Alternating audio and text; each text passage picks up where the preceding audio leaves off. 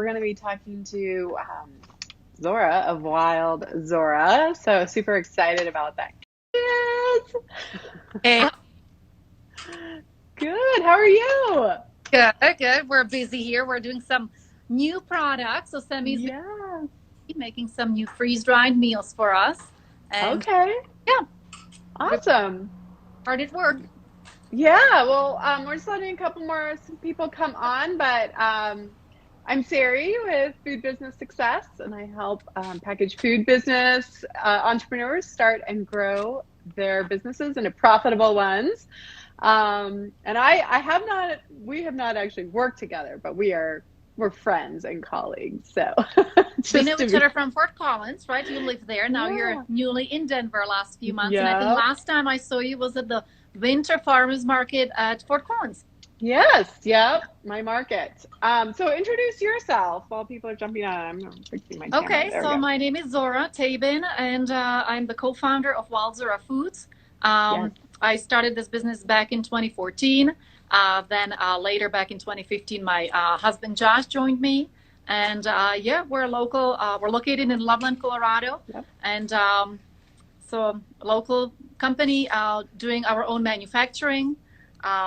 Yeah, I think today there is about 22 of us all on the team between sales and marketing and production and operations, and Yeah. yeah, that's what we That's do. awesome. But you just started, like, I didn't realize you didn't start it together. So you started it just you? You I were like, started it by myself, and because I had this crazy idea that we need a better, like a meat snack or better jerky. And back then, Josh was actually working with food businesses in Boulder, but he was also doing some real estate. And so he wasn't. So he was always telling me, "Go find a business partner. Okay, don't do this." Okay, how do I do that? How do I find a business partner? And I was actually looking and looking, and in the end, I asked him if he would be my business partner, and he agreed gladly. So he kind of joined in 2015 when I had the products ready, and then that's when he helped with mainly sales. yeah, yeah. So, while we're talking, you thank you for sending me this. You sent me a mixed sample pack, and this is your latest product, right? That you just That's the way dropped? we just released them 2 weeks ago, and Okay. So this is your or a snack throughout the day as well. this is With your cereal, right? Yeah. The breakfast. What's your favorite flavor? I personally like the apple pie Hmm. All and right. the best in very much. Oh, you're going in and out a little bit. Are you on Wi-Fi? I am, yes. Okay. No worries. Yeah. Just your voice a little bit. Okay. So so you make all paleo products. You start with the meat product. It was really out of, I think so many food business ideas are either something like it's a family recipe, something you've been making forever, or you're trying to solve a problem and you were like, I have a problem. Yeah, we did have a problem. We moved here from UK in 2012, and we were hiking with the kids, and we were feeding them all these exciting sweet bars, and I just noticed that it's not for them. So Yeah. Yeah. nobody in the family. We just get this, big sugar spikes, and we would crash in 35 minutes. And I just said, let's get a little more protein into our diet. But then I wasn't happy with the quality of beef or the traditional jerky, so I was looking for some other options. And then I said, let's make it a little more nutrient dense. So let's put some organic veggies along with our meat and Yeah. dehydrate. That turned into a year-long process of a lot of trial and error. And then I learned, like, okay, in order to make it, I have to be in a USDA inspected facility, which was another headache, but we got through that. So basically, 14 to make the product and take it to the, where we started on Oak Street at the farmer's market. Oh, you did. Oh my gosh. I didn't know that. Yeah. You pretty much chose the hardest product possible, like a meat product. Yeah, I didn't know that there has to be DA inspector every day, on the premises. Like, I probably would have made like paleo cookies or something. Yes, but no. Like a granola bar would have been awesome.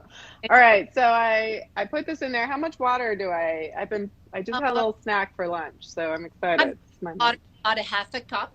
Okay. A cup, that's just right. A half a cup, yeah. Half And cup. Start with half Nice. a cup or so and kind of mix it because it will rehydrate maybe a little more Okay. to liking. We started to make these. I don't have time to cook for the family eggs, bacon every damn day, right? Was time Yeah. in the morning and clean up. Like maybe weekend, but during the week we wanted something faster. And in the past, I used to make like porridges, like meal. We lived in England, that's why I say Yeah. Yeah. so we used to make those, but for eight kind of satisfying. Hungry, our daughter would get a head stomach ache, not have any greens, so they just kind of make. I know there are a lot of these portable cups, oat Yeah. cups or hot water and have a breakfast.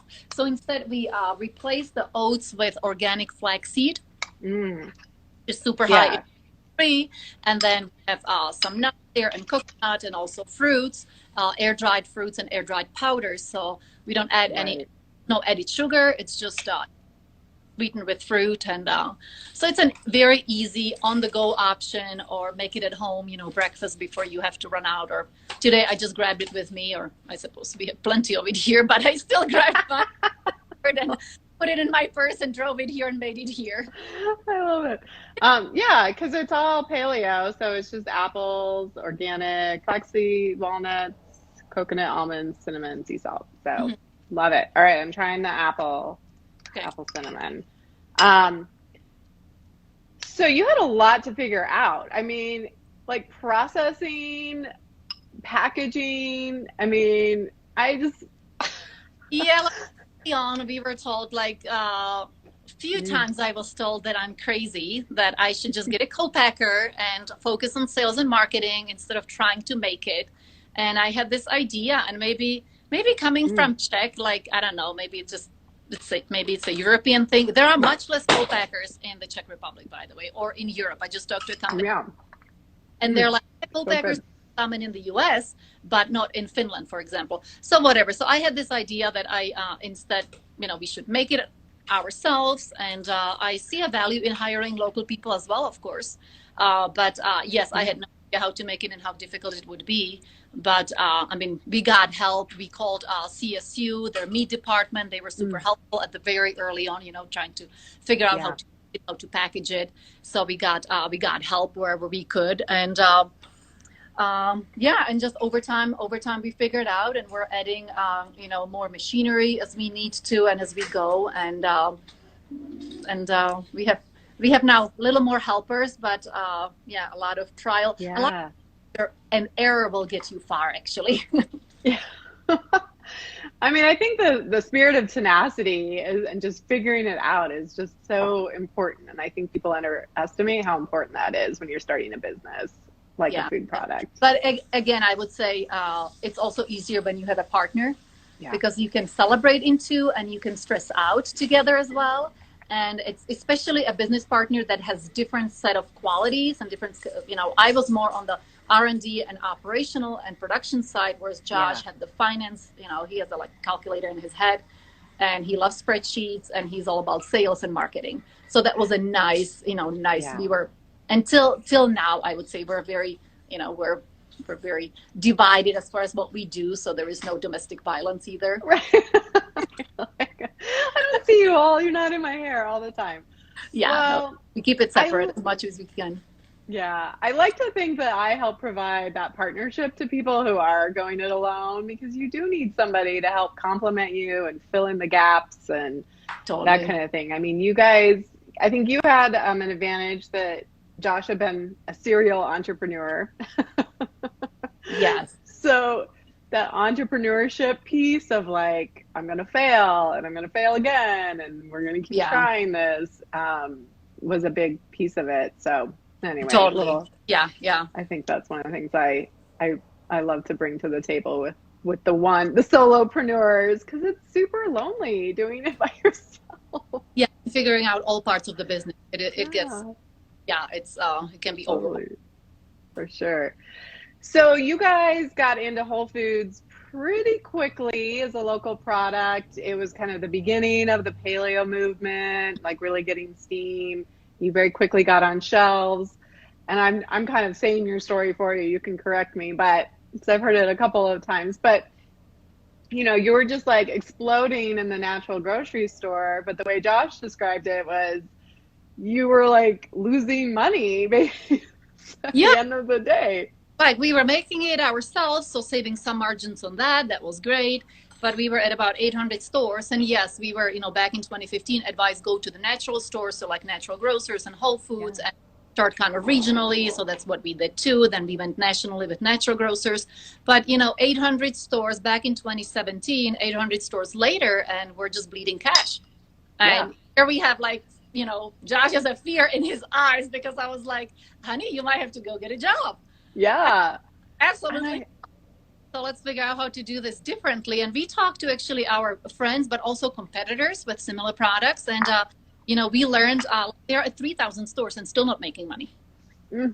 But, okay. So we were thinking like, it's going to be, it's going to start being profitable. And for them at 3,000, it wasn't. And I was like, okay, so let's not do the same mistake. And instead, back in 2017, we said like we have to really focus on our own website and go digital. Yeah. So you really took first of all, I think anybody watching this as a food business is like, what? You were in 800 stores or you were in 3,000 stores and you were not making money? I mean, Josh was like, I'm basically losing money every month. We're losing money. There are, multiple people in there, right? There's a broker distributor, then you need to pay merchandisers because, just to switch all the dates on the shelves. And I think it works at certain scale, maybe at 10,000 stores, but for that, you first need to make money to be profitable, to go and pay for that. And right. We just switched and we just said, everything that we make, we can ship. And so we started to focus on our own website and basically Amazon, Thrive Market. Amazon, yeah. So you made the switch. You really you still are in stores. You're still in all those stores, but the way I've heard you guys describe it is like that's basically marketing for you. Yeah, it's good kind of to be. I'm not against either, but it's obviously it's more profitable to sell directly, and but at the same time, people learn about you in the stores as well. Yeah. So we are kind of, we are in some stores, but today in 2020, I would say that retail is 10% of our business. Oh, wow. So now you are huge on Amazon. You have a huge website presence. Yeah. And between the 90% of digital, I would say 2/3 is on our website. Which is fantastic because that's pretty unheard of because you own your customers. And we're launching tomorrow. We launch the pricing for profit workshop, which I think is going to be huge. I mean, you guys, you had Josh, who was like a spreadsheet guy and ran all your numbers. But I mean, when you start going into digital and e-commerce and Amazon, and it's really important to know your numbers. So if anybody wants to check that out, it's foodbizsuccess.com/profit. But totally, because Amazon takes plenty.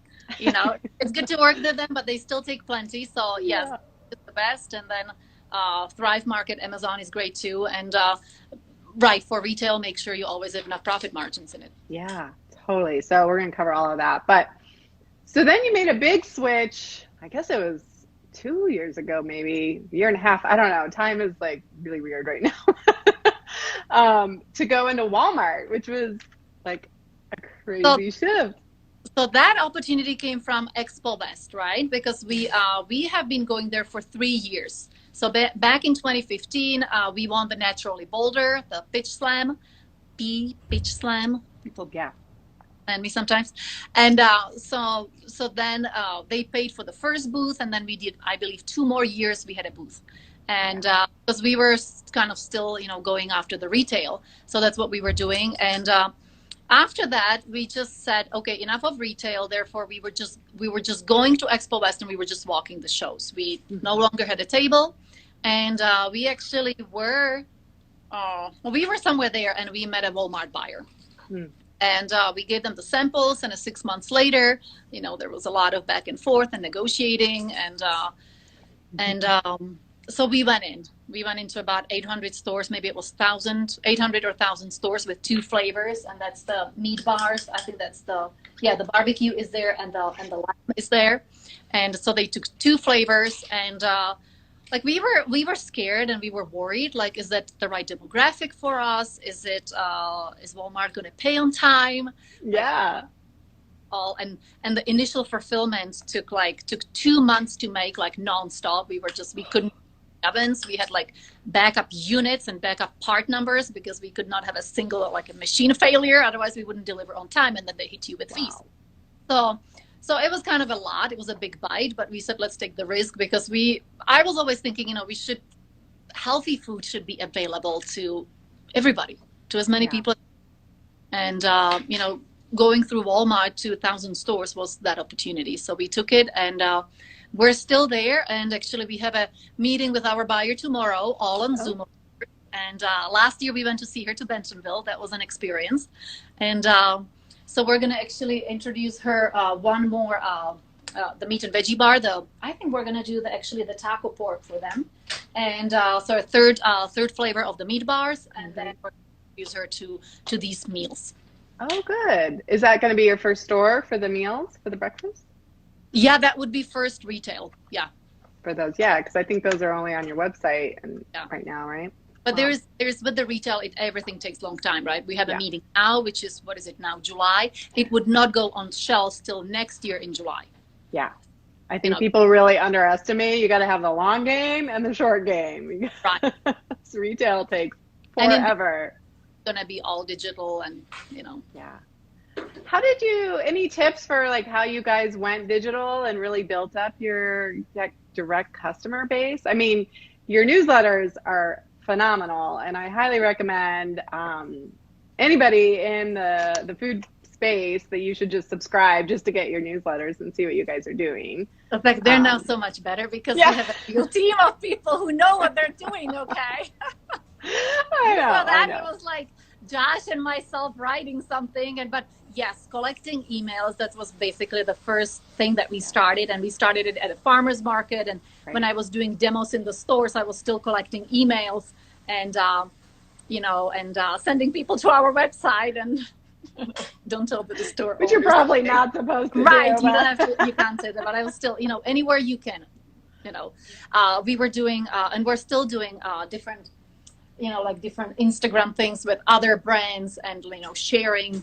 They share our brand, we share their brand, and everybody signs up. And so the emails became really valuable, and sending. I think we used to do 3 emails a month. Now we're back to 2, and that seems like the number that people like the most, that they subscribe and then don't unsubscribe. They don't want to send too many, and so there is a balance, but definitely every 2 weeks you let them know you're alive, you let them know about new products, you occasionally give them a discount, and they just come and they buy.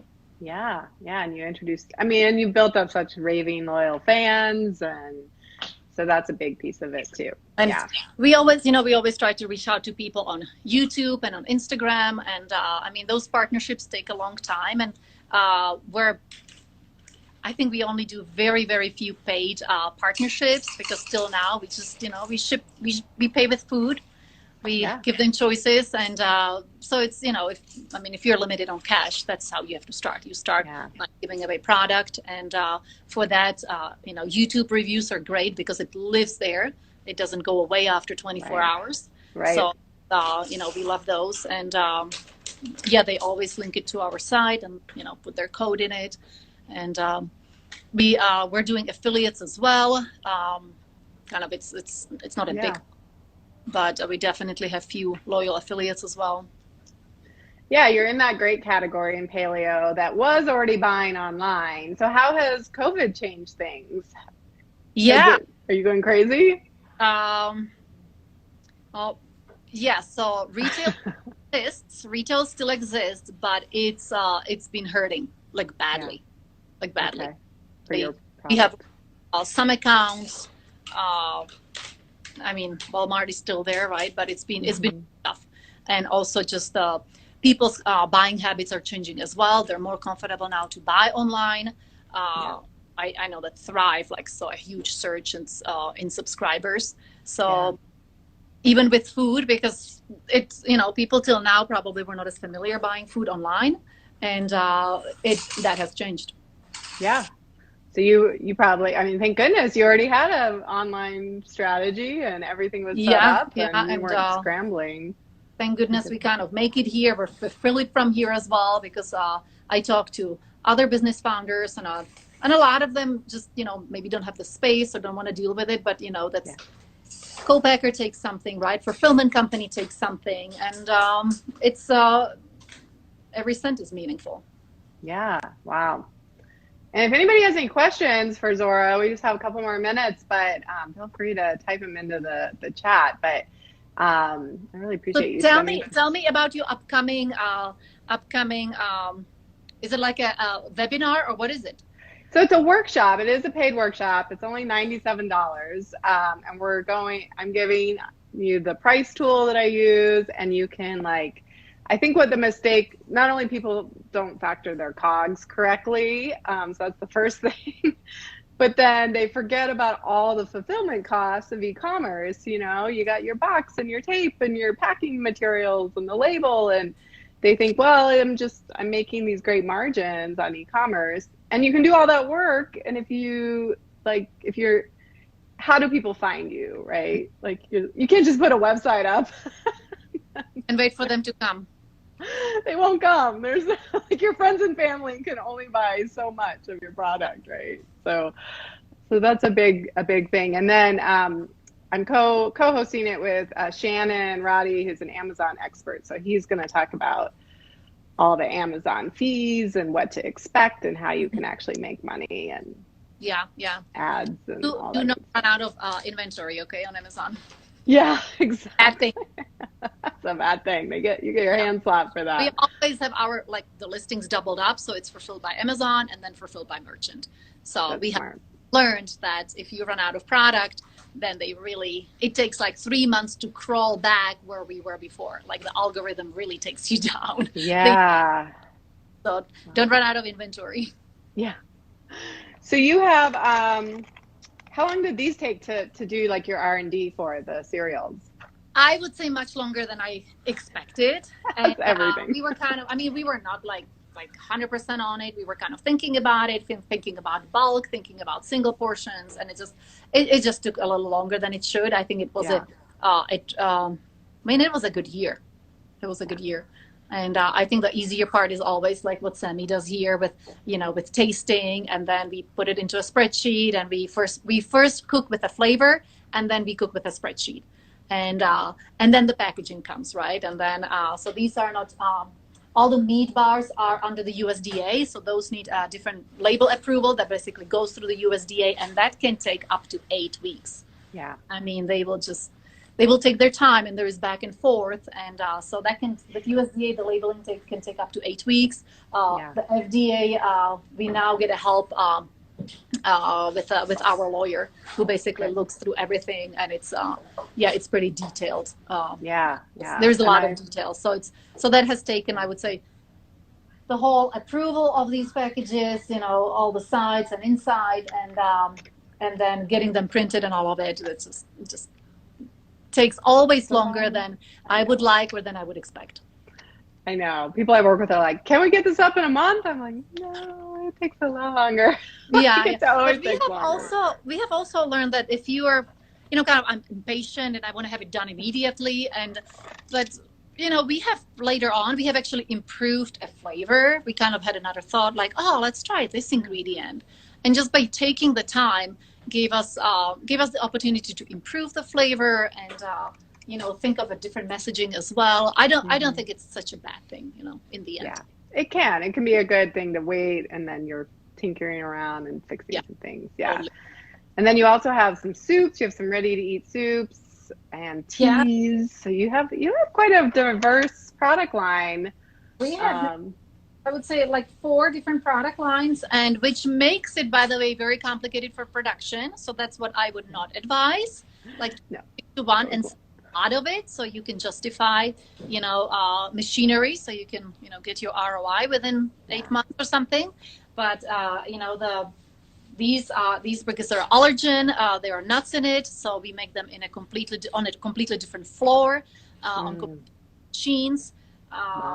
The meat and veggie bars are dehydrated products. So those we have to run through like dehydrators or big ovens. And then we have these backpacking meals. And those, that was actually an acquisition that we did in late 2017. We bought paleo. And Dawn was a local business. She started her business with her son, and they ran it for 5 years. And she actually was living in Loveland as well. So we knew each other as I was starting her meals. And we ended up acquiring her business late 2017. But it's freeze drying. So it's completely different production process, completely different machinery. So that was kind of my gosh. You know, took on early 2018 trying to figure out, okay, how are we going to make this? Because it was not, it's freeze drying is pretty complex, and it's like, it takes like 36 hours, and there are not that many co-packers who freeze dry. And I wasn't able to find single one that would make the quality of meat that we need. We needed like free range, 100% grass fed, and all the freeze dried meat on the market is made by about 3 companies in the US, and they all use conventionally raised meat. Yeah, so you gotta do it yourself. You hold the money. Maybe I think I need, you know, freeze drying machines. Why don't you give me some cash for that? I love it. Well, where can people find you if they want to grab your products or learn?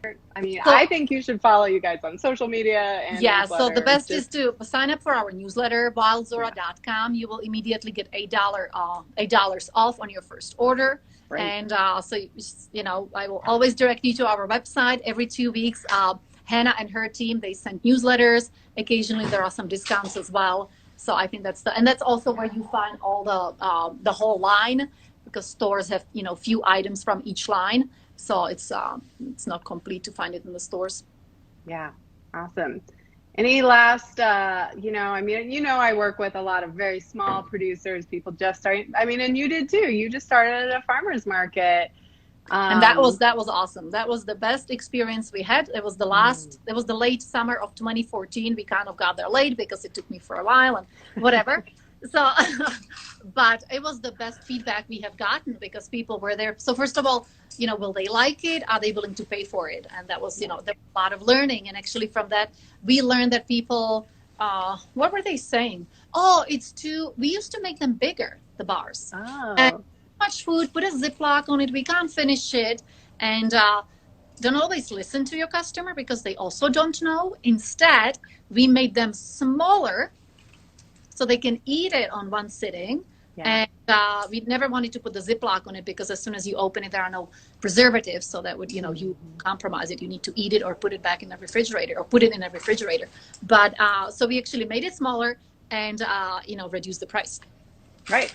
Yeah, which you can still get a little more premium on a smaller, but your overall, it's much more price friendly. So people think. For us with the snack, it needed to be kind of under $3, so $2.90. Do that. When it was 50% bigger, we couldn't do it, and there was definitely a lot of cheap learning. Yeah, I love the farmers market and as a place to learn and tweak, and you can start small, and you don't need a fancy graphic designer yet, and all of the things. No, but we just did labels and we put it there, and there were many. I told the kids like, there's no homework you're going to be doing today. Today I need 600 baggies, 600 labels, front and back, and let's get on it because child labor. That's the first one. Well, those are our children. Children labor. Yes, you can't use other people's. No, they were very involved right at the beginning, and shipping online orders, that all was happening from our living room. And so for about the first year, it turned into like a shipping and receiving.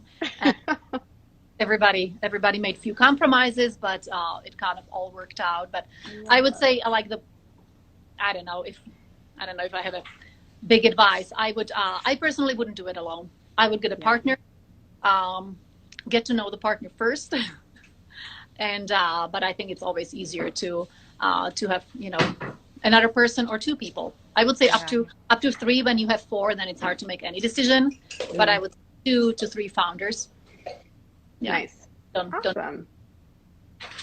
Well, Yeah. Thank you so much. And we should give a little plug because we both love Leap and Lizard labels. So when you're getting, Courtney is awesome. She is because now we have printed bags, but they're still making plenty of, these for us. Don't be Yeah. ship it with every order, or they do. I don't know. What is this one? Oh, this one is. People love stickers. It's like, I think you should always, in e-commerce, like always send a sticker. People email us. Oh, could you send me more stickers? What do they do? I'm like, okay, sure. But people love stickers. So yeah. So Courtney stickers. is great with Leaping Lizards, and they make stickers for us, and and it was awesome to start with them, because again, we were buying generic bags, very cheap, very small quantities. I was buying 2,000 bags at a time. Now we buy 250,000 printed bags, but it's just you have to get there. So start small. Well, I love that. Great advice. I don't know if I have the first bar here. Yeah, it's somewhere. I don't know where it is. Oh my God, we put it somewhere. It was like packaging back in 2014. Oh my God. Okay. Oh my gosh. This is how it looked like. I love it. Silver bag. Okay, 2 labels on it. That was it. I love that. Even a better seal, because we used to use a sealer that had a very thin seal, and I was like, oh my God. Yeah, so that's how it went from here to, where's my chili? Maybe I can take this one to this, right? Printed bag. Yeah. But you got to start somewhere. And hey, your branding really didn't change all that much. I mean, it's. No, we were using right from the beginning the same guy. His name is Jeff. He's from Boulder, and he actually was the one. His agency back then designed the little croc for Crocs, the little crocodile for them. Yeah.